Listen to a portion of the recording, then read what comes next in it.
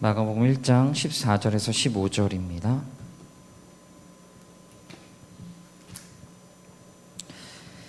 마가복음 1장 14절에서 15절까지 말씀 우리 함께 한 목소리로 읽어보겠습니다. 두 절이니까요. 같이 읽겠습니다. 시작. 요한이 잡힌 후 예수께서 갈릴리에 오셔서 하나님의 복음을 전파하여 이르시되 때가 찼고 하나님의 나라가 가까이 왔으니 회개하고 복음을 믿으라 하시더라. 다시 한번 읽겠습니다. 시작. 요한이 잡힌 후에 예수께서 갈릴리에 오셔서 하나님의 복음을 전파하여 이르시되 때가 찼고 하나님의 나라가 가까이 왔으니 회개하고 복음을 믿으라 하시더라. 아멘. 우리 저번에 이제 기도에 대한 말씀이 이제 끝났고요. 오늘부터는 이제 하나님 나라의 도전이라는 우리 내용을 가지고 첫 번째 시간 깨어진 세상에 대해서 함께 좀 말씀을 나누도록 하겠습니다. 여러분, 세상이 문제라는 것은 제가 말하지 않아도 여러분 다 아는 사실입니다. 그러나 우리는 정작 우리가 살아가는 세상이 무엇이 문제인지 말해보라고 얘기하면은 얼버무릴 수밖에 없습니다. 그 이유는 일단은 문제가 하나둘도 아니고 너무 방대하기 때문이기도 하고, 또 문제가 뭔지는 알기는 하는데 이게 정확히 무슨 게 문제인지를 잘 모르기도 하고요. 아니면 문제를 별로 큰 문제로 우리가 받아들이지 못한 우리들의 태도에도 있지 않을까라는 생각하게 됩니다. 여러분, 우리가 살아가는 세상이 정상이 아니라는 것들은 누구나 다 공감을 할 겁니다. 그렇다고 이 세상에 무조건 문제만 있는 것도 아니에요. 그렇게 우리에게 중요한 것은 우리가 지금 살아가고 있는 세상을 직시하고 직면하는 것이 이 세상이 어떤 문제, 그리고 어떻게 돌아가고 이게 지금 어떤 상태인지에 대해서 정확히 보는 눈이 무엇보다도 중요합니다. 그렇다면 여러분, 세상을 왜 정확히 봐야 될까요? 우리가 살아가는 세상을 왜 우리는 정확히 직시를 해야 될까요? 여러분, 정신과에 가면은 치료하기 가장 힘든 환자가 어떤 환자인지 아십니까? 우울증이든 공황장애든 조현병이든, 요즘에 특히 이제 정신병을 가지고 있는 사람들이 이번에 코로나로 인해 가지고 코로나 블루 해 가지고 20, 30대 정신적인 환자를 가진 사람들이 굉장히 많다고 하는데요. 이런 환자 중에서 가장 치료하기 어려운 환자는 누구냐면은 자기는 멀쩡하고 문제가 없다라고, 나같이 정상적인 사람이 누구냐라고, 나같이 정상적인 사람이 어디 있냐라고 그렇게 생각하는 사람들은요, 치료할 수가 없습니다. 왜냐하면은 일단 정확한 진단을 받아들이고 이 문턱 먼저 넘어야지만 이 사람한테 약을 처방하든지 아니면 상담을 하든지 그런 조치가 내릴 텐데, 일단은 여기조차도 넘어가지 못한 사람은 자기가 이런 문제가 없다라는 사람이에요. 여러분, 정확히 보고 직면을 해야지만 우리가 거기서부터 해결책을 제시할 수가 있다라는 거예요. 세상을 정확히 봐야 하는 까닭이 뭐가 있냐? 그렇다면 우리가 왜 세상을 정확히 직시하고 직면을 하고 봐야 되는 까닭이 뭐가 있냐면요, 이걸 봐야지만 우리가 그리스도가 필요하다라는 것을 깨닫기 때문이에요. 그리스도가 필요한 이유가 여기서부터 나오기 때문이에요. 이 세상이 어떤지를 정확히 봐야지만, 우리가 정말 그리스도가 필요하구나, 그리스도가 없이는 살아갈 수 없는 사람들이구나라는 것들을 깨닫기 위해서라도 우리는 세상을 정확히 직시할 수 있어야 된다는 겁니다. 여러분, 우리는 이제 앞으로 총 8주 동안 하나님 나라의 도전이란 주제를 가지고 여러분들과 함께 제가 좀 나누려고 합니다. 결국은 하나님 나라가 이 모든 것들의 해답인데, 그 해답으로 가기 위해서 총 8번의 과정을 함께 거치려고 하는데, 그리스도께서 우리가 이 세상 가운데 살아갈 때 정말 그 그리스도가 필요하다는 것들, 그리고 그리스도가 이 땅에 오셔가지고 전하셨던 그 하나님 나라, 이것을 통해서 왜 이것이 중요한지를 우리가 함께 나눠보고 깨닫고, 그리고 그 하나님 나라가 나에게 왜 필요한지에 대해서 함께 기도할 수 있는 우리 앞으로의 가정이 됐으면 좋겠습니다. 자, 그 첫 번째 시간으로 우리가 지금 살아가는 세상을 다시 한번 좀 맞닥뜨리는 시간으로 가져보도록 하겠습니다. 여러분, 이런 질문 제가 여러분들한테 좀 많이 드렸던 것 같아요. 양육을 하면서. 여러분 행복하십니까? 행복하세요? 여러분, 행복이 뭘까요? 행복하냐?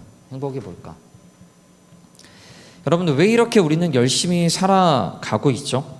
우리 청년들을 보면은 정말 열심히 살아갑니다. 자격증이나 취업이나 오늘도 벌써 몇 명의 청년들이 지금 자격증이나 시험을 보려고 지금 갔어요. 좋은 성적 얻기 위해서 쉬고 놀고 싶은 것 다 버려서까지 투자하면서 목표를 향해서 달려가는 게 우리들의 청년들입니다. 왜 이렇게 열심히 사십니까? 라고 질문을 던진다면 열의 9은 다 행복하기 위해서요. 여러분, 사람은 행복하기 원하고 행복하려고 지금도 수많은 노력과 애를 쓰는 게 우리들입니다. 그런데 여러분, 주위를 둘러보시면은 여러분 주위에 행복한 사람들이, 행복하다라고 말할 수 있는 사람들이 얼마나 될까요? 많이 있습니까? 많이 있으세요? 여러분 주위에? 우리를 행복하게 해준다라는 이름하에 삶의 도처에 깔린 수많은 편리성들, 즐거움들 넘쳐나지 않습니까? 우리가 채울 수 없는 채울 수 없는 만족을 위해서 지금도 수많은 발전들, 수많은 과학들, 최첨단 발전들이, 수많은 정보들이 우리 주변의 도처에 깔려 있는 것을 볼 수가 있습니다. 다 우리를 즐겁게 하고 우리를 더 행복하게 하기 위해서. 여러분, 빅데이터 산업이라고 들어보셨죠? 이 빅데이터 산업은요, 이제는 모든 산업의 기반이 되어버렸습니다. 수많은 자료들을 잘 정리해가지고 모아가지고 우리 삶에 우리의 모든 패턴들, 심지어는 우리가 무의식 속에서의 패턴까지도 잡아가지고 우리에게 최상의 서비스를 제공합니다. 여러분들이 쓰는 카드들, 여러분들이 쓰는 들어가는 사이트들, 이런 것들 빅데이터가 다 분석해가지고 우리가 뭘 원하고 있는, 우리가 니즈가 뭔지, 우리가 지금 뭘 필요로 하는지에 대해서 알아서 컴퓨터가 알아서 온라인에서 다 제공해 줍니다. 이런 것들을 왜 우리한테 해줄까요? 왜냐하면은 당신들이 이것을 가지면 행복해지고 이것을 보고 이것을 즐기면은 행복해질 것이라고 우리에게 끊임없이 이야기하기 때문입니다. 여러분, 우리는 살아가면서 얼마나 많은 광고에 노출될까요? 오늘도 여러분들 몇 개의 광고에 노출된 것 같습니까? 아침부터 핸드폰 하셨죠? 예. 요즘에는 그 재미있는 그 유튜브도 여러분들, 우리 인생을 사로잡는 그 유튜브도 광고를 보지 않으려면 이제는 돈을 내야 됩니다. 아시죠? 이런 시대예요. 여러분, 근데 이런 것들이 우리를 정말 행복하게 해줄까요? 우리를 위해서 제공되는 수많은 것들, 우리의 편리성을 위해서, 우리의 즐거움을 위해서 제공되는 수많은 것들이 우리를 행복해 해줄까요? 여러분들? 행복은 고사하고 오히려 이런 대중매체, 수많은 대중매체에 노출되다 보면요, 우리를 즐겁게 하는 소식보다는 오히려 우리를 우울하게 만드는 것들이 너무나 많습니다. 상대적인 박탈감부터 해가지고 수많은 우울한 소식들이 우리를 찾아옵니다. 한편에선 광고를 통해서 보면은 활짝 웃는 아이들이 뛰는 모습, 행복한 모습이 보이기도 하지만 또 다른 한쪽에선요, 지금도 수많은 아동학대들이 일어나고 있습니다. 한쪽에선 여가를 즐기면서 맛집을 탐방하면서 음식을 먹으면서 행복한 모습이 비춰지는 반면에 다른 한쪽에서는 나라를 잃은 슬픔으로 지금도 자유를 박탈당한 채 인간 이하의 삶을 살아가는, 잘 아시는 그 아프가니스탄 사람들이 보여집니다. 불의한 일들은 말할 것도 없고 돈이며 다 되는 세상, 이 세상에 우리가 살아가고 있고요. 그리고 이 세상은 점점 더 발전해 가고 있습니다. 이런 측면에서. 여러분, 이런 삶, 이런 인생, 이런 세상이 정상이라고 생각하십니까? 어떠세요, 여러분들? 정상입니까? 정상이죠, 그렇죠? 여러분들 보시기에 정상입니까? 그저 우리가 그냥 당연하게 받아들였거나 아니면 아예 우리가 그런 것들에 대해서 눈을 감고 아예 보지 않았기 때문에, 아니 안 본 거기 때문에 우리는 이게 비정상적이다라는 것들을 받아들이지 못하고 생각하지 못하는 것 같아요. 여러분, 우리가 살아가는 세상은 굉장히 비정상적입니다. 혼란스럽고 뭐가 맞고 대체 어디로 가야 할지 모르는 세상에 우리가 지금 살아가는, 그리고 여러분들이 현실에 땅을 디디고 살고 있는 그 세상이 바로 이런 세상이에요. 지금 제가 세상을 얘기했는데 여러분들은 어떻습니까? 여러분들은 정상입니까? 다 환자들이죠? 아니에요? 겉보기에는 멀쩡해 보여요. 문제없이 잘 사는 것 같아 보입니다. 근데 과연 그럴까요? 겉보기가 멀쩡하다고 해가지고 그 사람이 정말 멀쩡한 사람일까요? 여러분, 다시 질문 드리지만 여러분 인생 성공할 것 같습니까? 제가 이 질문 엄청 많이 드렸죠. 이거에 대해서 여러분들 좀 기분 나빠하는 청년도 분명히 있을 거예요. 지가 뭔데 나를 판단해 막 하면서. 여러분들 인생 성공할 것 같습니까? 제일 자신감 넘치는 누굴까? 온라인에서도 누가 제일 자신감 넘치는 삶을 살아가고 있죠? 없죠, 우리 청년들. 여러분 인생 성공할 거라고 생각을 하는 게 대부분 다 초등학교 때 사라집니다. 초등학교 지나면서 중학교, 고등학교 올라오면서 아, 내가 이런 정도밖에 안 되구나, 내 실력이 이것밖에 안 되는구나. 장래희망 초등학교 때 다 적어내라고 하면요, 뭔가 대단한 직업을 적어냈어요. 근데 중학교, 고등학교 되면서 우리는 점차 나의 현실을 직시합니다. 그렇지 않습니까? 성적표를 보면서 아, 나는 그런 인물이 아니구나. 내 성적은 내가 원하는 것은 인서울인데 내 성적은 나를 자꾸만 아웃서울로 나를 부르는구나. 특히 입시 때가 되면은 내 현실의 초라함을 무엇보다도 많이 느낍니다. 가슴 벅차게 느끼죠. 아, 내 인생이 참 초라하구나. 근데 여러분, 현실 자각이 대학교에서 끝나는 줄 아십니까? 아니에요. 사회생활을 하면서는 더 정확히 느낍니다.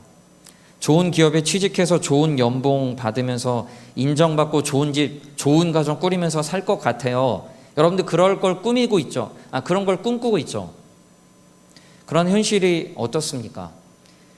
여러분의 월급은 늘 하이패스예요. 그렇죠? 잠시 잠깐 나를 들렸다가 사라져요. 이런 일들이 1년 12달 매달 반복됩니다. 내 통장은 내 거 아닌, 내 거인 듯 내 거 아닌 뭐 이렇게 돼버려요. 다른 사람이 하는 주식과 코인은 다 오르는데 내가 하는 것들은 오르지 않는 이 떨떠름한 기분 어떨까요? 여러분, 이제 우리는 서울에 집을 가지고 사는 건 우리 같은 아주 평범한 청년들한테는 쉽사리 꿈도 꾸지 못하는 넘사벽이 돼버렸어요. 우리 같은 현실에서.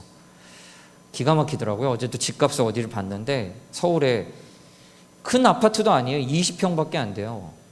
그래도 좀 좋은 데 있었겠죠. 근데 좋은 데도 뭐 우리가 말하는 강남도 아니에요. 뭐 은평구, 마포 이런 데인데 20평밖에 안 되는데 15억, 16억이에요. 여러분 15억, 16억이 누구 개 이름입니까? 말도 안 돼요. 여기 아파트도 그러잖아요. 우리 안양도 여러분들을 노력해서 이제는 벌 수 있는 공간이 아니에요. 이 안양도. 지금 우리들의 현실입니다. 그러니까요, 우리 삶이 점점 더 불행해지고 있어요. 우리나라 세대 중에서 행복한 세대가 있을까요? 청소년 세대 아시죠? OECD 중에서 행복지수로 보면은 아동 청소년이 꼴찌입니다. 우리나라 아이들, 청소년들 행복하지 않아요. 근데 그게 그들만 그럴까요? 아니에요. OECD 국가 중에서 노인 빈곤율이 우리나라가 최고입니다. 이렇게 많이 발전했지만 우리 주변에 아시잖아요. 지금도 폐지 죽고 돌아다니시는 분들이 엄청나게 많아요. 이 호계동만 봐더라도. 이게 고스란히 노인 자살률로 들어갑니다. 노인 자살률 굉장히 많아요. 고독사 하시는 분들이 굉장히 많습니다. 지금도. 제가 얼마 전에 예전에 책을 샀는데 어떤 책이었냐면은 죽은 자의 집 청소라는 책이었어요. 죽은 사람들에 가서 마지막 유품을 정리하고 청소를 해주는 거예요. 그들이 죽었던 흔적들. 근데 굉장히 많이 자살을 하는 곳에 가서 그걸 다 닦아내고 청소해주고 그 고인의 유품을 가족들한테 전해줍니다. 근데 그걸 받지 않는 가족들이 굉장히 많아요. 고독사하니까. 이거 다 필요 없다라고. 이게 지금 우리나라의 현실입니다. 여러분, 참 우울한 얘기들만 했는데 여러분, 지금 우리가 살아가는 현실이 이렇다라는 것도 여러분도 혹시 동의를 하십니까? 제가 극히 일부분만 얘기해 드렸는데 여러분 이것에 대해서 어떻게 생각하십니까? 여러분 동의하신다면은, 이게 현실이 정말 이렇다고 한다고 하는 것을 동의하신다면은 제가 또 하나 질문을 던져볼게요. 이런 세상에서 살아가는데 앞으로 우리의 삶과 현실, 이 세상은 여러분들 더 나아질까요? 나아질 거라 생각하십니까? 정치, 경제, 과학 모든 면에서 우리 사회는 진일보했고 발전했어요. 그러나 진보한 만큼, 발전한 만큼 우리의 삶이 더 행복해지고 우리 삶이 더 좋아지고 나아지고 문제가 해결될 거라고 여러분들 생각하십니까? 지금 우리의 삶은 지금보다 10년 후가 더 행복해지고 더 좋아질까요? 여러분 개인의 삶은 어떨까요? 우리 사회도 무조건 그렇고, 사회도 그렇고, 우리 개인의 여러분의 삶이 지금보다, 우리 사회도 그렇고 우리 개인도 지금보다 10년 후가 더 나아질까요? 시간이 지날수록 여러분들이 행복해지고 있습니까? 여러분, 우리는 왜 그토록 원하는 행복을 얻을 수 없을까요? 우리는 왜 누구나 원하는 그 행복을 왜 우리는 누리지 못하고 살아갈까요? 여러분, 이거는 단지 호기심 차원의 질문이 아니에요. 제가 시간이 남아 돌아서 여러분한테 하는 질문도 아닙니다. 참 안타까운 것은 매일매일 살아가는 여러분들의 삶, 지치고 힘들고 피곤한, 아니면 뭔가 과도하게 집중해야 되기 때문에 정말 우리 인생 가운데 정작 중요한 질문들이 여러분의 인생 가운데 빠져 있어요. 다시 말씀드립니다. 여러분들이 뭔가 정말 정신없고 뭔가에 빠져 살기 때문에 인생에서 정말 던져야 될 중요한 질문들을 여러분들은 하지 않는다라는 거예요. 안 던져요. 열심히 살아가는데 진짜 중요한 내 인생에 대한 질문들은 던지지 않는다라는 거예요. 이 질문이 뭐냐면, 여러분 정말 행복하십니까? 여러분 잘 살고 있습니까? 여러분 지금 어디로 가고 있습니까? 바로 이 질문이에요.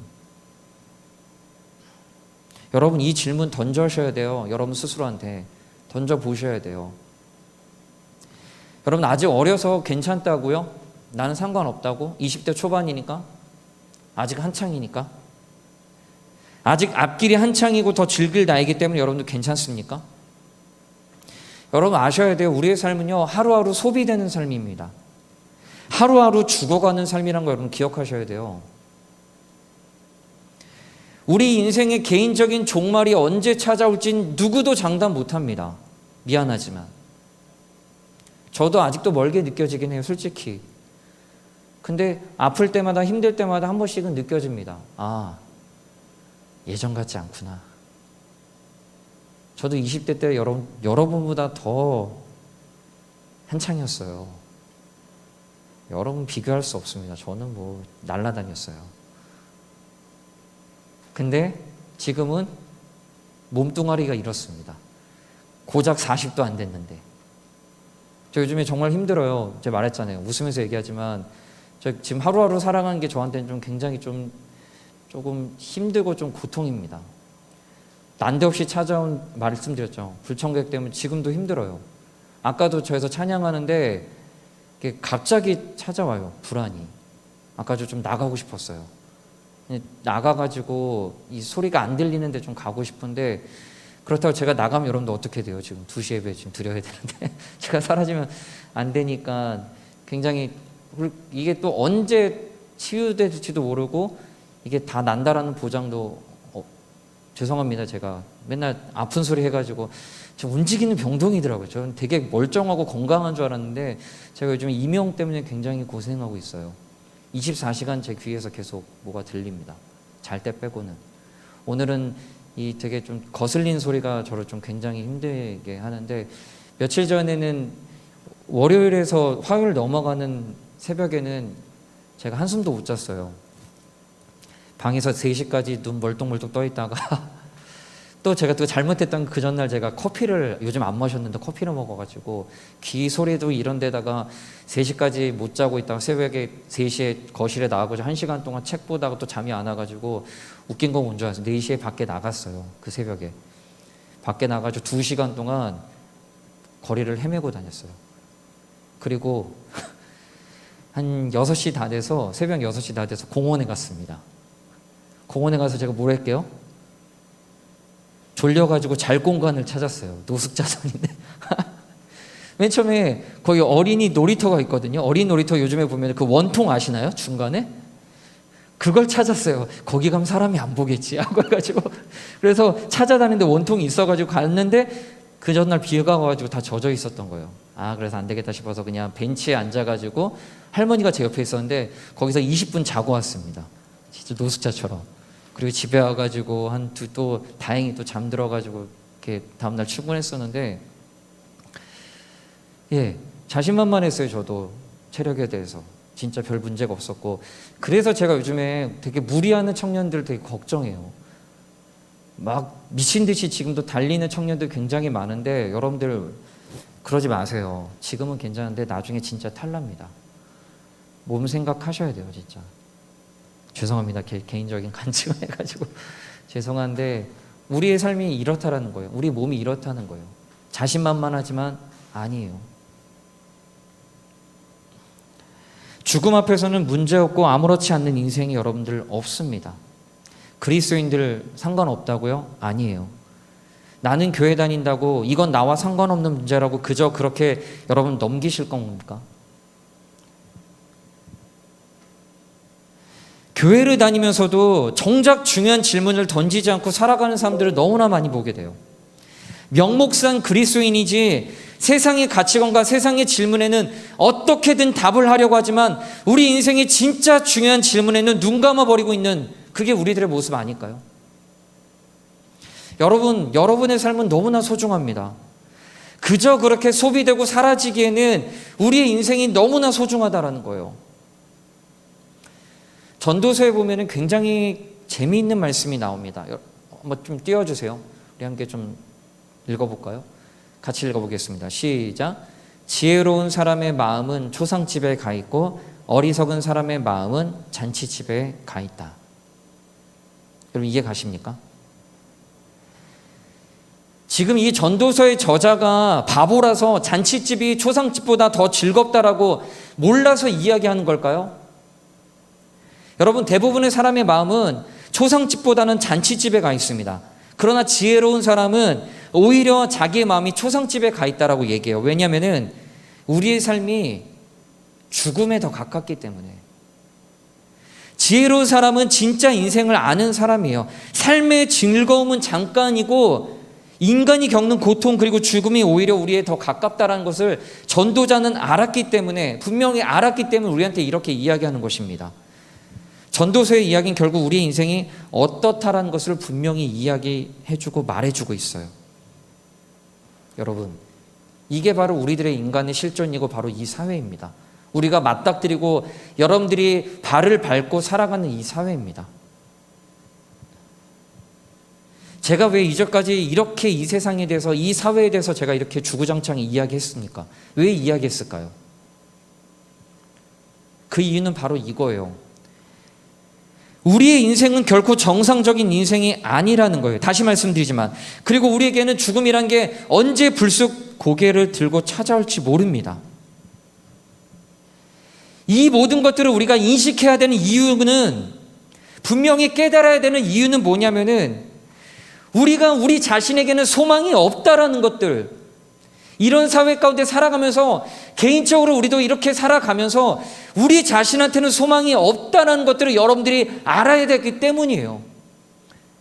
여러분의 인생이나 나나 여러분들이나 우리 자체는 소망이 없다라는 거예요. 이 문제, 이제까지 살펴봤던 이 모든 문제를 해결하고 바꿀 수 있는 어떤 능력도 우리 안에서 나올 수가 없다라는 겁니다. 그게 바로 여러분과 저예요. 제가 굉장히 좋아하는 영화 장면이 한 장면이 있습니다. 여러분들 혹시 반지의 장 옛날 영화인데 혹시 보신 적 있으세요? 거기에 기가 막힌 장면이 하나 나오는데 한번 띄워주세요. 먼저 이 장면, 이게 뭐냐면은 저 안쪽이 아군이 적군한테 들이닥쳐가지고 수세에 몰리는 장면이에요. 거의 이제 성이 함락되기 일보 직전입니다. 굉장히 지금 막 이렇게 여기 있는 그 반지의 장 보면은 그냥 적들이 아니에요. 엄청 괴물들이에요. 뭐 괴물들이 쫓아서 다 죽이려고 하는데 저 가운데 보시면 흰색 보이십니까? 누구냐면은 간달프예요. 들어보시는 간달프. 간달프가, 자, 다음 장면. 예, 간달프가 며칠 있다 온다라고 했는 그 약속을 동쪽에서 내가 나타날 것이다라고 그런 약속을 미리 했는데 수세에 몰린 상황에서 간달프가 드디어 나타났어요. 그리고 그 다음 장면, 그 적군을 들고 내려가 가지고 그 적들을 물리치는 장면입니다. 굉장히 직접 보면 굉장히 멋있는 장면입니다. 여러분, 제가 왜 이걸 깨느냐면은 우리의 현실과 우리의 삶을 구원해 줄 수 있는 분이 우리 안에서는, 우리 자신에게는 절대 나올 수 없습니다. 이걸 깨달으셔야 돼요. 그분이 오셔서 우리에게 이 깨진 세상 가운데서 이 세상을 심판하시기 위해서 그분께서 하나님 나라를 가져오셨다는 것들, 여러분들, 이 깨진 세상 우리가 제대로 바라봐야지만 우리에게 소망이 없다는 것을 깨닫고 그분께서 오실 수밖에 없다, 그분께서 오셔서 하나님 나라를 시작하셨다는 것들,